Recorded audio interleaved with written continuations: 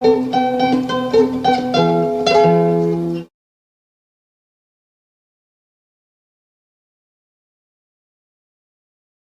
es für Sorten Leute gegeben hat. Die Ausdrücke, die man für die Art von jemandem gebraucht hat man manchmal nur aus dem Zusammenhang heraus verstehen. Oder wenn man jemanden angeschaut hat man gewusst, welcher Ausdruck jetzt da gerade passt.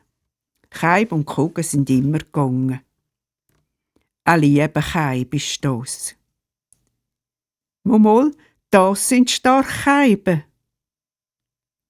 Du bist ein dummer Kugel. Man hätte es noch verstärken. Du bist ein Latschkeib. Oder ein Keibalöli oder ein kreuzdummer Kugel.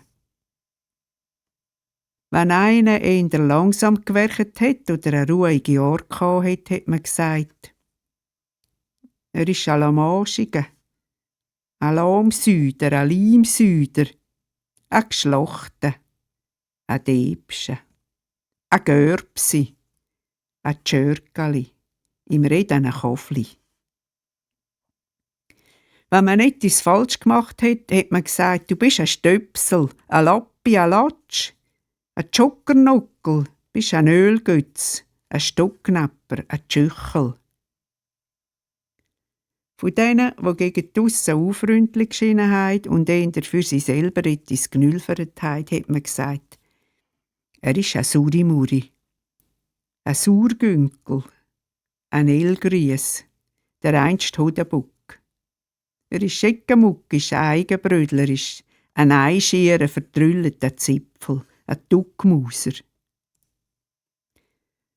An einem Aufschneider oder einem, der viel geredet hat man gesagt, ein Plagöri, ein Schnurrenwogner, ein Prolli, ein Presi.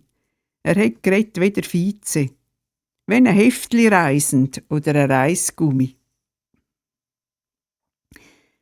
Wenn man auf Vetter nicht so gut sprechen war, hätte man sagen, du bist ein Merockel, ein Teigkoff, du bist ein Kümitürk, ein traurige Schnetzelte, ein ungottlicher Kusli, ein untinklicher Kerli, auch nicht Gott der Köstlichste, ein Schnudergolf, ein Halunk, ein Schlitzgeige.